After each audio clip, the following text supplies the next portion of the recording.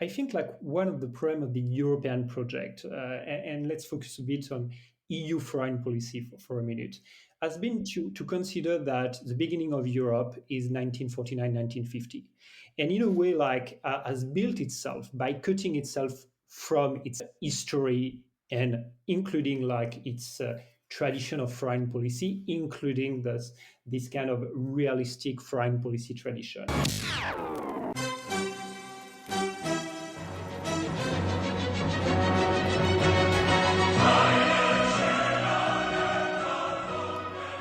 A country that demands moral perfection in its foreign policy will achieve neither perfection nor security.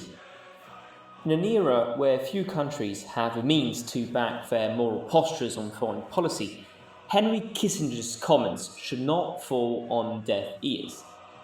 Kissinger would know about the inefficiency of empty posturing. Born in 1923 in Weimar Germany, he left his country of birth in 1938 for the United States. Months later, the Allies were trounced by the might of a Nazi war machine. Young Kissinger brought with him many things from old Europe: a German accent, a long-lasting love for his local football club, but more substantially, a realist worldview that had been incarnated in the past by Bismarck and Metternich. The German immigrant fought in World War II with the US Army before becoming one of the most brilliant academic minds in the United States and soon one of the most famous statesmen in the 20th century, serving as National Security Advisor and Secretary of State for Richard Nixon and Gerald Ford. A true American success story for this young European. Always attempting to see the world as it is, and not how it should be, the 98-year-old Kissinger remains one of the most respected voices on foreign policy. For this episode, we are lucky to have with us Ambassador Gérard Araud and Jérémie Gallon, each of them having recently published a book on Kissinger's relationship to diplomacy, Europe, and realism. In the current geopolitical turmoil, this episode was also an opportunity for fascinating conversation on Europe's and America's relationship to realism and morality in foreign policy. So, on one side of the line, we are so glad to have Gérard Araud. Gérard Araud, you're a former French diplomat. You were the ambassador to the US from 2014 to 2019, to the UN between 2009 and 2014, to Israel from 2003 to 2006. You're also a columnist for Le Point, a distinguished fellow at the Atlantic Council's Europe Center, and you recently published your diplomatic memoirs called Passeport diplomatique or Diplomatic Passports in 2019 for Grasset, and just published for Taillandier, Kissinger, le diplomate du siècle, or Kissinger, the diplomat of the century. On the other side of the line, we have Jérémie Gallon. Jérémie is the managing director and head of McClarty in Brussels, after leading AmCham France, and he's also a non-resident senior fellow at the Atlantic Council's Europe Center. You're also a former diplomat yourself, having served from 2015 to 2017 in the European External Action Service as a political advisor to the EU ambassador to the US. And on this topic, you recently published Henry Kissinger l'Européen, or Kissinger the European, for Gallimard. Thank you so much to the both of you for accepting our invitation. We are so glad to be able to host this conversation. And before we begin diving into the conversation on Europe, realism, America, and the transatlantic relationship, let's just brush a brief portrait of Henry Kissinger's life from his upbringing in Europe to his political career, where he ended up being the National Security Advisor and the Secretary of State of the United States. Ambassador Araud, your book is a portrait of his diplomatic career, but maybe you could also walk us through a little bit through his early life. Thank you very much. It's a real pleasure to be with you. Yes, I think that's something which most of the people don't know, and it's a sort of fascinating. The fact that Henry Kissinger was born in 1923 in Germany, coming from an Orthodox Jewish family, and that actually he has lived in Germany during 5 years under Hitler. His family, at the last moment, left Germany only in 1938. So you have to think of the young Henry Kissinger. He was 10 in 1953, living through the ordeal, the sufferings, the fear, the humiliation of Nazism, of Hitlerism, till 1938. So when he arrives in New York, he was 15 years old. His first language is German, and he's still totally bilingual in German. And actually, when he's speaking in English, as you know, he has, I should say, I think, a German accent at least as heavy as my French accent. And last point on this particular side, the particular aspect of his life, is that he will never refer to this past. He will never refer to his life under Hitler, and to also his Orthodox Judaism, because, as you know, if people who know what is Orthodox Judaism, it's a way of life. Really, until he was 20, he has really lived through this very, very intense religious, but also day-to-day tradition. And Jérémie Gallon, in your book, you talk a lot about how he has kept some of his European attachments. You talk about his love for football, for example, which might come as a bit of a surprise. You talk about maybe his kind of relationship to French intellectuals. On many aspects, he seems to have kept a lot of attraction and a lot of European living style. Yes, first of all, thank you very much for hosting me. It's a pleasure to be with you. Yes, I think Henry Kissinger has been profoundly shaped by his European youth, and when he arrives in 1938, as stressed by Ambassador Araud, he arrives he's a refugee. And he will live first in a neighborhood in New York, where basically you have mainly Jewish immigrants, Jewish refugees from German origins, and it's only when he will join the U.S. Army in 1943, and that he will go to fight with the U.S. Army in Europe, in Germany, that he will really immerse himself in U.S. culture. But then, when he will be back to the U.S. after the war, will study in Harvard University, he will continue to be shaped by European intellectuals. He will build friendships with, you mentioned Raymond Aron, but he will also follow the classes of Hans Morgenthau. He will develop a close intellectual friendship with Hannah Arendt, with over European intellectuals. So in a way, the European way of thinking will really shape him. And in fact, you mentioned a thing that not many people know about Henry Kissinger, is that when he was called Heinz, because he was born Heinz Kissinger before adopting Henry when he moved in the US. He was an absolute fan of soccer, football at that time. And he was a fan of the team of Fürth, which at that time was a great team in Germany, which was his home town. And this passion has always accompanied him, even when he was Secretary of State, National Security Advisor. Every Monday in his briefings, his advisor were putting the results of the football weekend of the Bundesliga, the German championship, and until recently, he has been an avid passionate about football.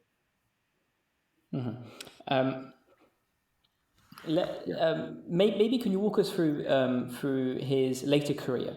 How does he go from a young German refugee to America to one of the leading political figures in not just the 1960s, 1970s, but even today remains one of the kind of overbearing figures of American foreign policy, Ambassador Araud? Well, I try not to be too long. No, first, I think he arrived in the US and he's mobilized in 1943. And there, he wanted to be an accountant. And there, really going through the testing, that the young conscripts were going through, in a sense, he discovers that he's very, very intelligent, that he has a very high IQ. and in the army, actually, he will meet, really sort of a sponsor or a godfather, a German also, actually, who is older than he is, and that he will be also stunned by the intelligence of the young Kissinger. And it's a fact that all over his life, he had a lot of these people who are going to protect him, who are going to help him, to support him, really, and until Governor Rockefeller, when he was himself, was he was teaching in Harvard. So the young accountant, coming from the Jewish neighborhood called the Fourth Reich, actually, in because they were all the Jews there were Germans in the 30s. After the army, he has been told that he should go to a quote unquote good university. He goes to Harvard because he's a veteran, and Harvard is recruiting a lot of veterans. And there, he will very quickly appear as extremely bright, but also, and it will also always follow him. The fact that he's abrasive, ambitious, is elbowing his way up. And I think it's really so you can have hundreds of anecdotes, hostile anecdotes against Kissinger. But on my side, and that's what I try to explain. When you are like Kissinger, you have a foreign accent. You don't know anything about the social codes. You don't have any asset in a sense. You don't have financial, social, family asset. In a sense, you are a bit obliged to elbow up. You are obliged to trample some toes, and it's exactly what he did. So so he went through Harvard. He got his PhD, really, and after that, basically out the luck, he was lucky, but also recognition of his talents. He became in the late 50s and early 60s one of the best pundits in foreign policy in the US, because he has a talent also. He has many talents, but one of his talent is, even if he has a very heavy German accent, he's very good, and it's still the case now. It's very good as presenting a very complex issue in easy terms, is simple terms, which is not simplistic. But he has a very good, a real talent to make a distinction between what is essential and what is secondary, the core of the issue from the details of the issue. Well, this is all very helpful background, and indeed one of the paradoxes of Henry Kissinger's life is,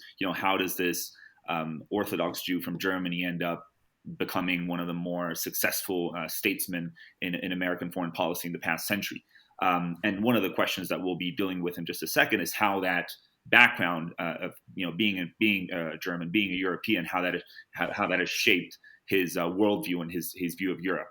But before we do that, Jérémie, obviously Henry Kissinger is known as being the main exponent of realism in the school of thought. Can you elaborate a little bit on what realism meant to Henry Kissinger when he was Secretary of State and National Security Advisor? What is realism for him? Yeah, before focusing on realism, if I may, I would just like to say two things about his background.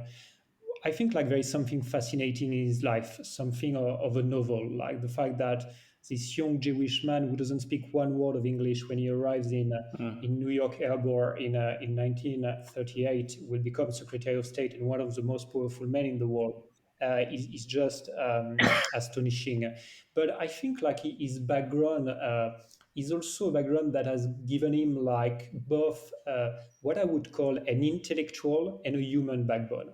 And what I mean by this is that when he was at Harvard, he built for 20 years intellectual friendships that really have shaped him intellectually and that have enabled him to have a deep set of beliefs, conviction that have enabled him, when he arrived in the White House at the age of 46, to have a strategic vision, to have a long-term vision. And so I think it's very important, in particular in our current times of like where you have people who rise very quickly to the top, but who don't necessarily have a lot of depth, a lot of density. I think it's a very important aspect in the life of Henry Kissinger. And the second thing is that he's also someone who had experienced like many personal tragedies. We mentioned, of course, the fact that he had suffered from like anti-Semitism in his youth, but he also lost 13 members of his family in during the Holocaust. So he's someone who had experienced really like the history in its worst sense. He's also someone who experienced like a divorce. He's also someone who had not had an easy time necessarily in Harvard, even though like he was incredibly bright at that time, like for a Jewish man like him, having a very strong German accent, like being accepted by the WASP leadership of Harvard University was not easy. So I think like he really arrived through his background with this dual like intellectual and human backbone. Then in terms of realism, I think like first we have to remember that Henry Kissinger was very reluctant to use the word realpolitik because he perfectly knew that it would be a word used by his opponents to remind that he was, at the end of the day, not really American, that he was European, and so to try to discredit him. And so he was very careful of not using the word realpolitik. That was, of course, reminding of like his European roots. But I think like it was realism, the Kissinger's realism was the realism in the best sense for me of the word, the initial sense of the word as it was designed in the mid 19th century in Germany by Ludwig von Rauschow, who was a German nationalist at that time, which basically is a kind of pragmatic approach to foreign policy, where you try to approach the situation by not being like influenced by emotion, but trying to get a perfect understanding of the political circumstances, the historical circumstances, to try to design an action, foreign policy that fits your goals, but that also fits the world as it is and not as you would like it to be. And so I think like I would just conclude by saying that what is striking to me in like Kissinger's realism is that I don't think it was at all deprived from any morality, but just like he had long-term goals and long-term moral goals, in particular to avoid of having a new chaos that he had experienced in his youth, and that could be like a nuclear war between the two big superpowers at that time. And so to avoid this, he was indeed ready to make tough choices, sometimes choices that you may criticize, but that he thought were good for his long-term goal. Ambassador Araud, you write a lot about the reactions that Kissinger's foreign policy would provoke. It created a lot of discontent on the right and on the left, and I think to this day Kissinger remains one of the controversial figures of American foreign policy. And I think one of the unifying thread of the criticism against Kissinger, both on the right and on the left, was the idea that this German-born diplomat had somewhat perverted the moral purity of America with his, as Jérémie was saying, the dirty realpolitik coming from the old corrupt Europe that the Americans had left centuries ago. The question is America inherently allergic to realism? Perhaps does it need this dose of moralism, of morality in its foreign policy to be comfortable with itself? And even perhaps, maybe unlike Europe, does America need to be this shining city on the hill, the New Jerusalem, because this is exactly what will generate this international influence it has nowadays? There are several very different questions there, and so I would try to answer, most of them.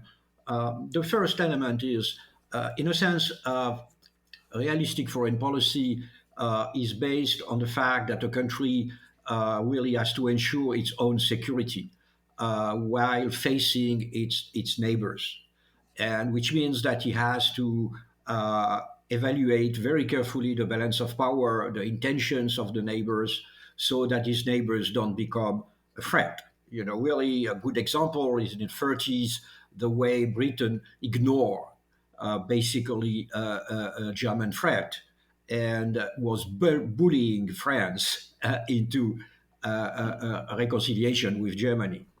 That, in a sense, is something. It's a luxury. It's the U.S. has the extraordinary luxury not to need to do it because basically it's a continent and its neighbors are not a threat. Really, basically, it's more, the U.S. is more a threat to Mexico. That don't forget, it has invaded Mexico twice, and it has taken from Mexico millions of kilometer squares of territory, but he has never been threatened. Really, I think Bismarck was saying basically that the U.S. were protected by fishes on the on the east and fishes on the west. So, in a sense, the Americans can be quite relaxed, really, and can, in a sense, decide their own foreign policy. Isolationism or interventionism. Really, it's more a choice than an obligation. That's the first element. So they can really look upon these Europeans, who are so obsessed by their security or so suspicious of their neighbors. The second aspect is that the U.S. is not an ethnic, religious, or geographic or historical country. It's an ideological country. It's really people coming from really fleeing from poverty and persecution to the U.S. and going to the U.S. as the Jerusalem on earth. And basically, that I should say something very deeply ingrained in the Americans, seeing their own country as the Jerusalem on earth, as something which is totally different from the rest of the world, and of course totally superior to the rest of the world, and they need moralism as, I should say, a cloak over their policy. Really, they are a different country. They are Jerusalem, so they are values. They have superior values. I'm writing a book right now on the foreign policy, French foreign policy between the two world wars, and I have a collection of quotations by President Wilson, which are totally amazing. Basically Wilson saying the U.S. is the only idealistic country in the world. And don't forget that in 1916, the US were actually invading Mexico and occupying Mexico City. So, so that's the reality. Of course, the US are obliged to follow a realistic policy, but they need this cloak of decency, this cloak of moralism over their policy. It's not, the French will say, or the Latin countries will say, that's hypocrisy. I don't think it's hypocrisy. It's basically the way the American the Americans are made. The United States have been built. They have to see themselves as carrying values, because basically values are the foundation of the country. Whatever you can say, France, the foundations of France are more historical and cultural, while in the US, it's not the language. You can be American without speaking English. You can be American while you were born in San Salvador 10 years ago. It's really the idea of joining a different endeavor from the rest of the world. And Kissinger, basically was not looking for hiding the reality. And he was thinking, he was basically thinking in terms of balance of power and saying it. He was saying it with a foreign accent.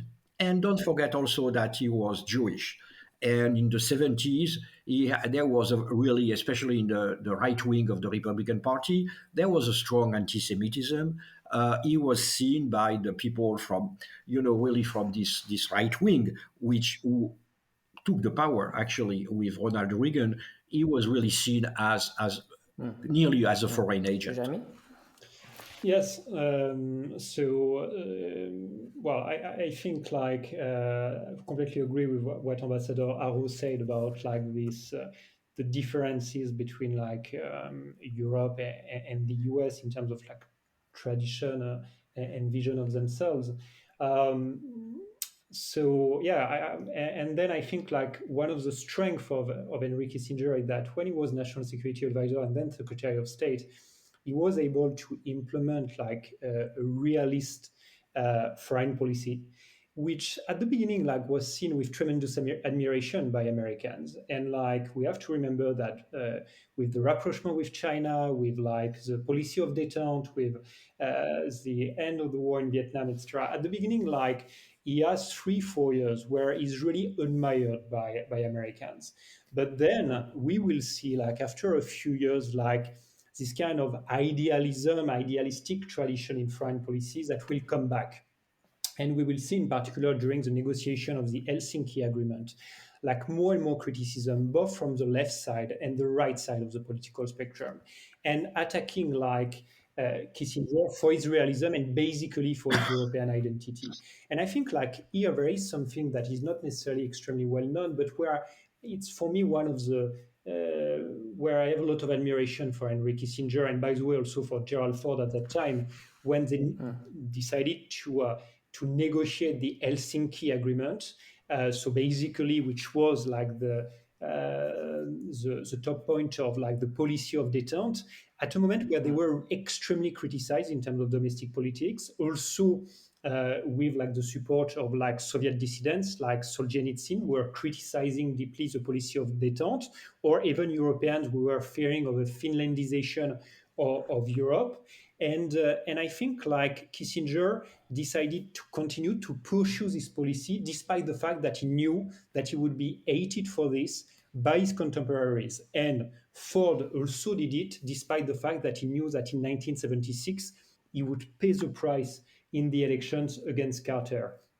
And I think like the irony of history is that in the 1980s, Reagan, when he was president, acknowledged that the Helsinki Agreement and the policy of detente was in fact a good thing and probably what would enable later the end of the Cold War and the in a way the US victory during the Cold War, despite having been one of the strongest opponents of this policy of detente. And I think like here there is a lesson in terms of foreign policy that may seem obvious to many of our listeners, but I think that is important is the fact that sometimes like good foreign policy decisions are not understood by your contemporaries, but like visionary like statesmen and foreign policymakers, as Kissinger was in his time, are able to implement this decision and have the courage to implement this decision despite a kind of domestic political opposition. And for me, there is here a kind of like ethics of responsibility. In a way, he implemented his foreign policy despite knowing that he would be hated for this. And that's the reason why, if I may, like a kind of historical analogy, we often compare, like for good reasons, like Kissinger to Metternich or even to Talleyrand. For me, it's very close in a way to Castlereagh, this great British diplomat, foreign secretary between 1812 and 1820, who is really the one who built the strength of the British Empire in the 19th century. But for me, there is like a link between the two men because at that time, like Castlereagh also decided to implement a realistic foreign policy in the UK, despite being hated by his contemporaries, despite being like insulted, threatened, including by intellectuals like Byron at that time. And for me, the two men share a kind of ethics of responsibility. And this is the reason why I think like the action of Kissinger may be criticized in many situations, but for this particular action, I have like a lot of respect for him. Yeah, and well, let's shift gears to Europe. In your book, Jérémie Gallon, you write that Kissinger's career provides lessons for the old world, and Europe, as you just mentioned, is obviously the birthplace of realist statesmen of the kind of the likes of Castlereagh, Metternich. You spoke of Talleyrand. Could even mention Bismarck. Does Europe have, Kissinger obviously drew a lot of inspiration from those statesmen. He even wrote his either his thesis or doctoral dissertation about Castlereagh and Metternich. Does Europe have a Kissinger these days, someone who can understand Europe's role on the world stage in realist terms? or has Europe lost touch entirely with its realist past You know, I during think the it's a very interesting question, but I think like one of the problem of the European project, and let's focus a bit on EU foreign policy for a minute, has been to consider that the beginning of Europe is 1949, 1950, and in a way, like has built itself by cutting itself from its kind of history and including like its tradition of foreign policy, including this kind of realistic foreign policy tradition. And so I think you had, in particular at the EU level, and I think at the member states level, in particular in France, it's different because we had a tradition of diplomats who had like this kind of realistic vision. And I think like Ambassador Araud is one of them who had this also understanding of history that enabled them to think foreign policy more in the long term. But like at the EU level, there was clearly a lack of historical perspective, a lack of strategy, and also just the feeling that, well, the EU didn't have to think it's as itself as a kind of global power, and its foreign policy could in a way be reduced to a kind of moral posture. And the thesis I defend in my book is that by doing this, Europe was lying to itself. And Europe was lying to itself for several reasons. One is that first, in a world where you have third powers that don't think in the same way as you, that don't think that this is the end of history, as Fukuyama has framed at the end of the Cold War, but who think in terms of realistic foreign policy, if you continue to think just in terms of morality, at the end of the day, you will not be relevant anymore. And you will just be not able to be an actor of the history in the making. You will just become a witness of the history in the making. And secondly, I think Europe was also lying to itself by thinking its foreign policy in terms of morality, its foreign policy was moral. I think by its impotence, European foreign policy became in a way amoral. For instance, in Syria, I was struck to see like on the EU side, and again, like I'm more focusing here on the EU side rather than the member states. Too often, like just statements condemning what was happening in Syria without any action, without any attempt to really be at the table of negotiations. And so, yes, I think like in a way we had lost touch with this kind of realistic like foreign policy tradition. However, now we had a series of wake-up calls. I think like we could have like earlier wake-up calls because like the Syrian crisis, but also like the war in Nagorno-Karabakh, also like a series of crises in the past, including the former war in Yugoslavia in the 1990s, should have been reminders to Europeans that the way we were designing our foreign policy was not the right one. But with the Ukraine war, we could see probably an evolution. I think, like at least in Germany, there are certain signs that, and elsewhere in Europe, that things may evolve. I think we will have to see in the long term if Europeans are really able to change their perspective on foreign policy. But yes, I think we had made the mistake, and we are paying the price for this today of having cut with this tradition of like a realist foreign policy for too long. Ambassador Araud? Well, I think first we have to go back to the definition of realism, because in a sense, when you say realism, you in a sense you entail that you have two computers playing a chess game. Really, because if there is a very scientific definition of the national interest, you can say, okay, so that foreign policy is easy to define if you are a realistic politician, really.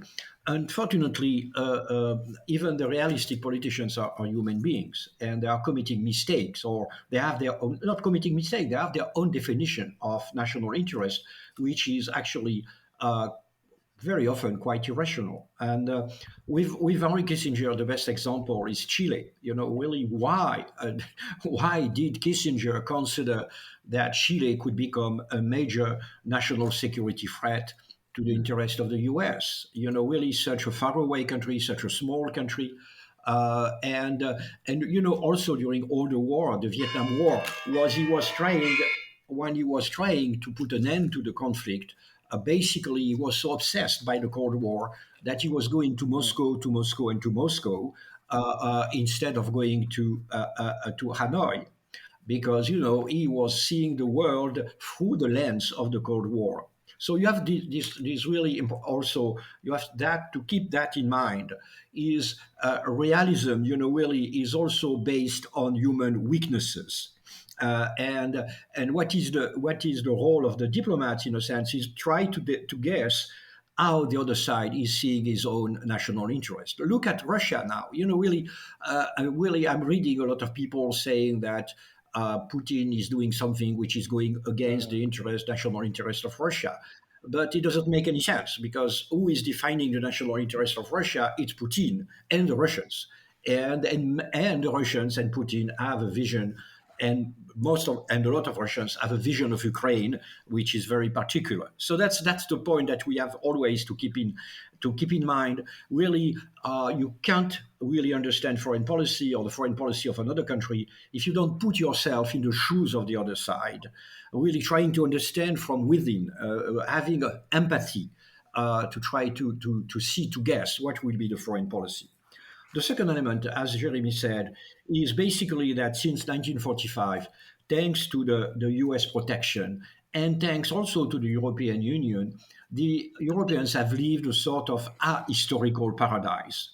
Really, 75 years without a war in Western Europe. Really, we have never seen that. Really, I think we have never seen that for 1,000 years. And so we have been able to afford the luxury to see the world in a sense through European lens. We are bringing aid, and we are defending the values and international law. So far, it was an illusion, but an illusion that we could live in, because there was a big policeman, which was the US. Now the policeman is tired. The policeman is withdrawing, tiptoeing out of Europe, and the jungle is back. The carnivores are back, and we see it these days with Russia. So as Jérémie said, the Europeans needed wake-up calls. They had Trump, which was a sort of a wake-up call in the sense that for the first time the American guarantee was in doubt. But now we have Putin, but we have also Erdogan, and there is, I give the example of Erdogan because it also shows that among Europeans there are some differences. In August 2020, I think you remember that Turkey was sending announced that it was sending a ship for gas exploration in the territorial waters of Greece and Cyprus. And basically, what France did was to send their planes and ships, really. And actually, eventually, the Turkish ship didn't go. And and that's what for me was the most amazing, not surprising, but was the fact that the Auswärtiges Amt, the German foreign ministry, publicly said he called to restraint Greece, Turkey, and France. Because basically the Germans couldn't understand the logic of what the French did, which was frankly quite, in a sense, in geopolitical terms, normal. There was a confrontation between two sides. You are reinforcing the weaker side, which is also closer to you. So I think it was a good example that the Europeans were still reluctant to accept that. So with Ukraine, we are going to see whether it's a real wake-up call, and because there will be a lot. There are also, in parallel to this new assertiveness of Europe, you have also a lot of passions in the streets. And the fact is that if there is a peace agreement between Ukraine and Russia, Ukraine will make concessions to Russia because Russia is the stronger side. And what will be the reaction of the Europeans? Really, are they going to accept to leave the sanctions? So that will be, I think, that will be also a good test of whether the Europeans are adjusting to this new world. And speaking of Ukraine, I think we should talk a little bit about Kissinger, because we've talked about him mostly in the past, but he's obviously still alive. And he has taken a strong stance for the past few years on NATO expansion eastwards. And he's been a proponent of a so-called Finlandization of Ukraine. Um, what do you make of his view of Ukraine, of NATO, and of Russia? And how do you think he would have tried to handle the situation if he were still today in office? Starting with Ambassador Araud. Well, actually, by chance, I had a dinner with Kissinger. I think in 2018 or 2019, a dinner offered by my American colleague to the UN, and we talk the table. There was a conversation about Ukraine. I don't remember why, and Kissinger actually said basically Ukraine should be a buffer state and between the West and Russia, and there was actually a sort of an agreement around the table, and it was also whatever. We don't use this vocabulary, Finlandization or buffer state, but that was frankly the wisdom, the accepted wisdom in most of the European countries. I was in Bucharest in 2008. I was the political director when we were fighting the French and the Germans. President Sarkozy and Chancellor Merkel were fighting George W. Bush, who was advocating, really opening the alliance to Ukraine, offering the membership action plan to Ukraine, and there was a fight. And as usual, there was a sort of a compromise, but a compromise which was understood very clearly by the French and Germans as we didn't open the door to Ukraine. And since 2008, there was absolutely nothing was done on NATO side. And I should say that the administrations which followed Bush's, Willie Obama and certainly Trump were not pushing for the membership of Ukraine. So that was really let's not forget also that Putin, in a sense, is using NATO as a pretext. I'm not sure. There was absolutely no threat of NATO coming to Ukraine.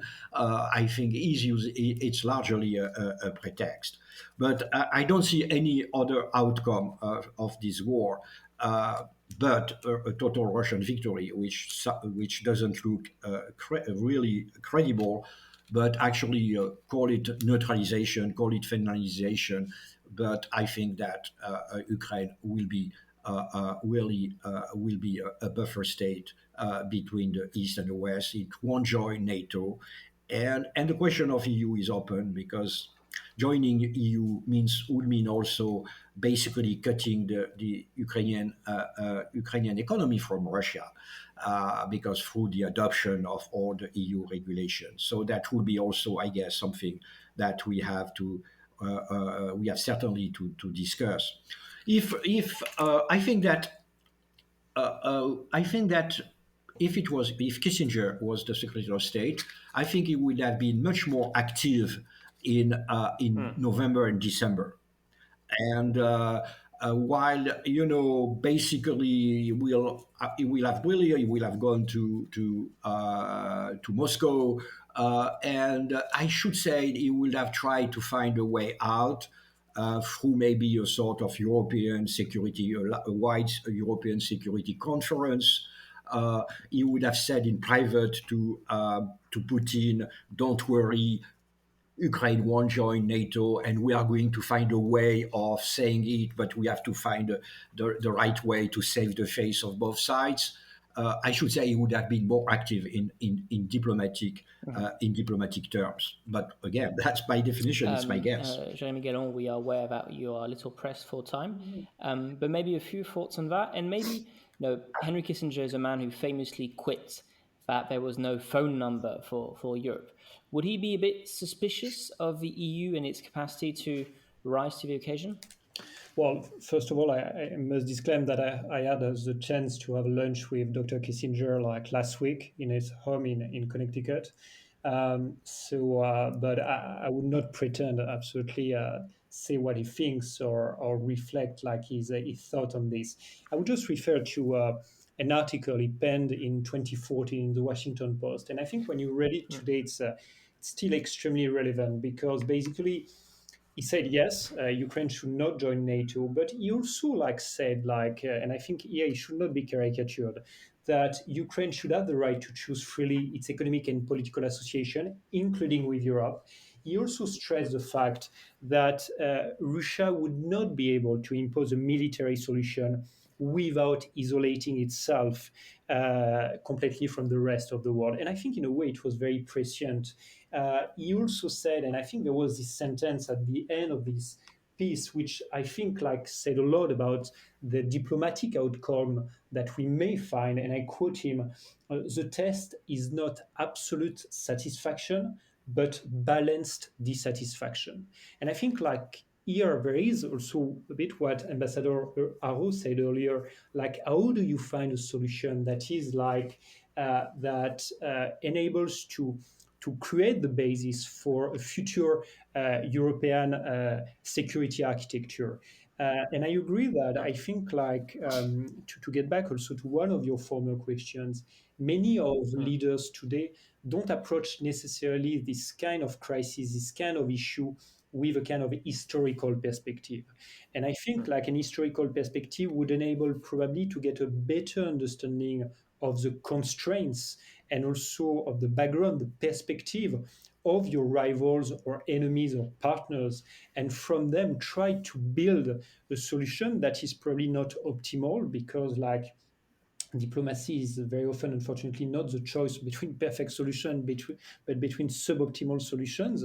But at least to achieve a solution that would have prevented a war. And so I fully agree in this regard that I think that, and of course it's again just a guess, but that Secretary Kissinger, if he would have been in position, would have probably done a lot to try to prior to the war, try to find a solution, try to rethink what could be in the long term a new security architecture of Europe that would also provide a certain guarantee of security in the long term for Russians and also respond to certain of their concerns. We may consider that these concerns, according to our criteria, according to our views, are not necessarily relevant, are unjustified, are paranoid, but the fact is that they exist. So how could you answer to them?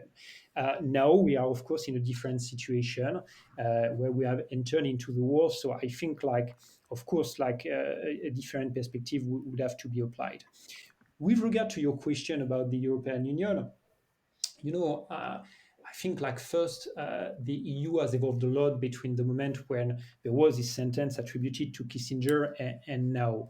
I think Henry Kissinger would probably consider that the EU, in terms of foreign policy, has many structural weaknesses. I think the way our European External Action Service, the kind of European Quai d'Orsay, has been structured is not necessarily the best one. I think too often, the EU thinks its foreign policy in silos. I think there is also sometimes a problem of coordination between the diplomatic services from the member states and the European Foreign Policy Service. I think there is also a lack of strategic visions. However, I think you would probably also consider that the toolbox of the EU is not completely empty, that the EU, in terms of trade, in terms of economic tools, has many assets, could use them in a more probably effective way, as we have seen recently with the sanction, but also on other theaters of operation. I think, for instance, in Africa, I think the EU could use in a better way its policy in terms of development and closely linked it with its migration policy or its broader foreign policy.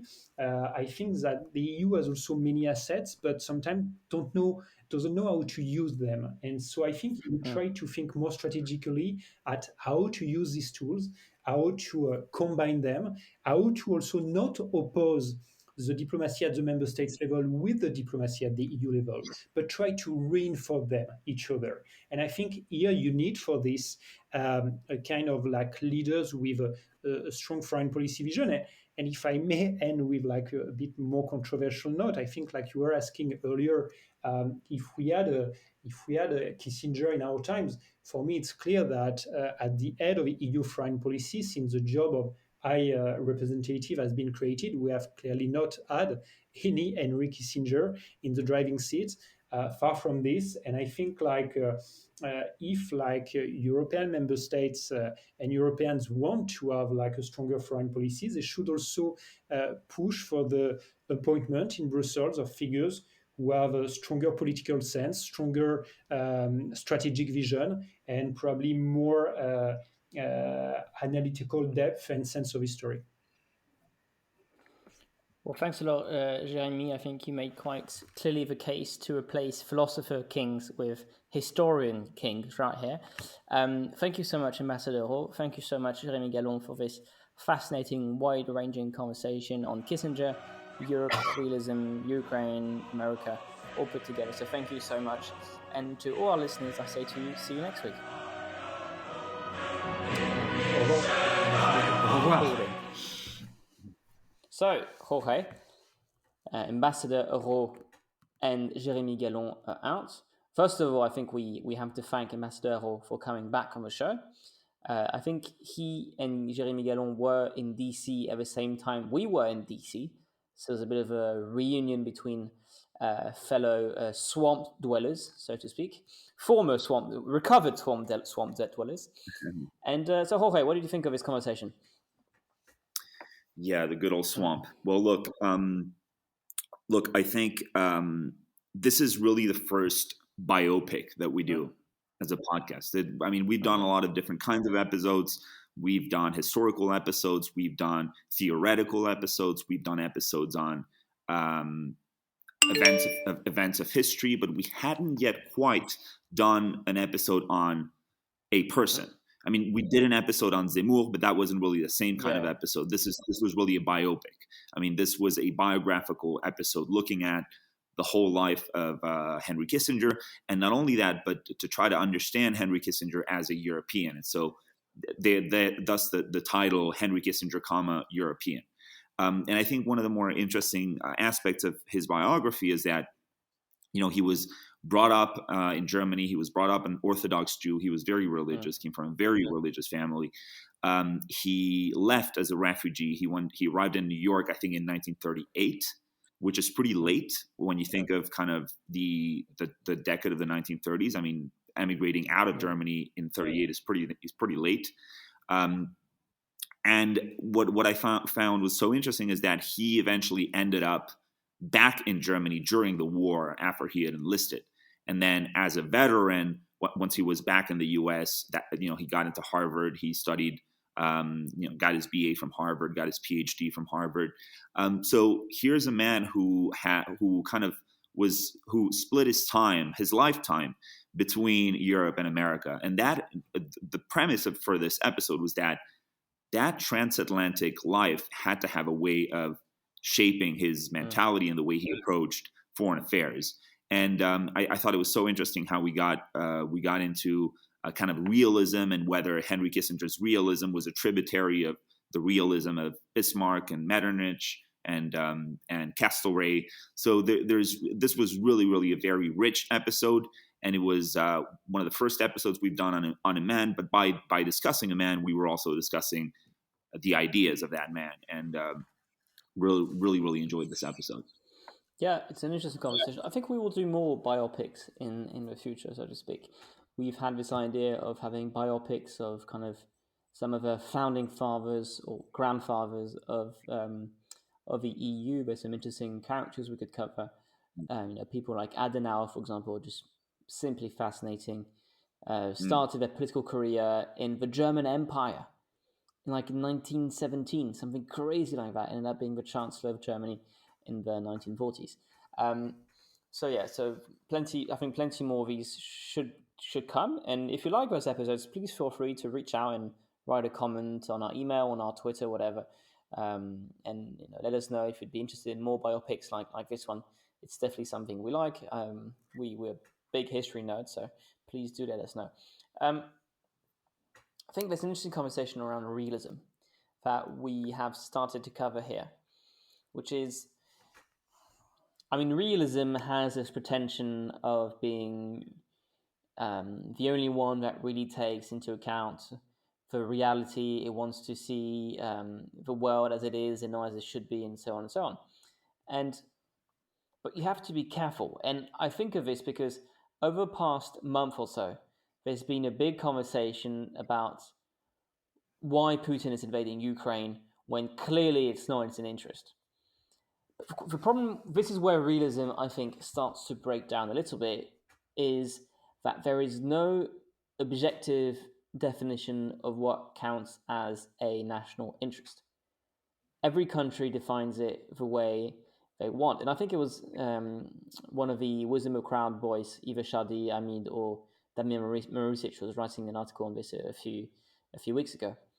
There's as many definitions of national interests as they are countries, or even worse, as they are different individuals within those countries. Maybe it is not, in our understanding of national interest, the best thing to do for Putin to invade Ukraine. But if he manages to win Ukraine, if he manages to topple Zelensky, put a friendly government, and you could make the case that he's actually removing what you would consider as a national security threat. Now, you could also argue that this is just simply Putin miscalculating and getting it wrong, and therefore, the realist theory is saved. But then again, the issue is the realist theory isn't always capable of accounting for what is error and what is simply a different understanding of national interest. So it's a complicated conversation to have. But I think nonetheless, kind of the realist impulse of foreign policy is one that we need to have. And there's this great quote, which I think we referred to in our intro by Kissinger, where he says that a country that wants to make perfection the cornerstone of its diplomacy will reach neither perfection nor security. And I think within the EU, we've been waving our arms over the past 20 years on different issues. And what has it done? Nothing. So it's good to say we want to kind of have human rights as a cornerstone of diplomacy. But if it also means that we are incapable of enforcing not just human rights, but any kind of basic interest, then it's a failure. And I think the issue is, again, this is something we will be talking about next week for our episode on 1848. This is something we talked about on episode 36 with Pierre Manon and Luc van Middelaar. There is a tendency within Europe, and especially within the EU, of considering that anything that comes before 1945 needs to be forgotten.